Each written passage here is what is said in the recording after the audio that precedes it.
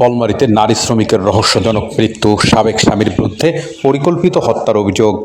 ফরিদপুরের বলমারী উপজেলার ময়না বেগম ৩০ নামে এক নারী শ্রমিকের রহস্যজনক মৃত্যু হয়েছে।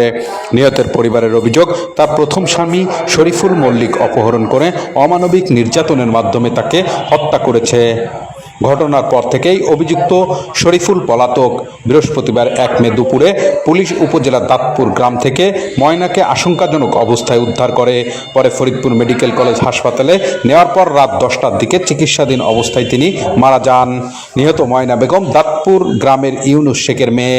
তিনি ডোবরা জনতা মিলের শ্রমিক হিসেবে কাজ করতেন। পরিবার জানায়, প্রায় ১৩ বছর আগে ময়নার প্রথম বিয়ে হয় সান্থা উপজেলার বল্লভদিয়া গ্রামের শরীফুল মল্লিকের সঙ্গে। তবে বিয়ের ৩ মাসের মাথায় তাদের মধ্যে বিচ্ছেদ ঘটে। পরবর্তীতে জয়পাশা গ্রামের শামীম মোল্লাকে বিয়ে করে ২ সন্তানের জন্ম দেন।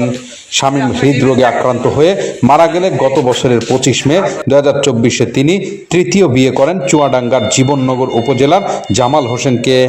নিহতের পরিবারের দাবি, বুধবার ৩০ এপ্রিল সকালে শরীফুল মল্লিক দাঁতপুরে এসে জোরপূর্বক ময়নাকে অপহরণ করে নিয়ে যায়। পরে দুপুরে তাকে আশঙ্কাজনক অবস্থায় বলমারী উপজেলা স্বাস্থ্য কমপ্লেক্সে নিয়ে গেলে চিকিৎসকরা দ্রুত ফরিদপুর মেডিকেলে রেফার করেন। এ সময় শফিকুল সেখান থেকে পালিয়ে যায়। নিহতের মামা লিয়াকত খলিফা বলেন, শরীফুল আমার ভাগ্নিকে অপহরণ করে নির্মমভাবে নির্যাতন করেছে। তার শরীর জুড়ে আঘাতের চিহ্ন রয়েছে। এটি কোনো স্বাভাবিক মৃত্যু নয়, এটি পরিকল্পিত হত্যা কাণ্ড। বলমারী থানার officer in charge OC Mahmudul Hasan বলেন, নিহতের শরীরে একাধিক স্থানে আঘাতের চিহ্ন পাওয়া গেছে।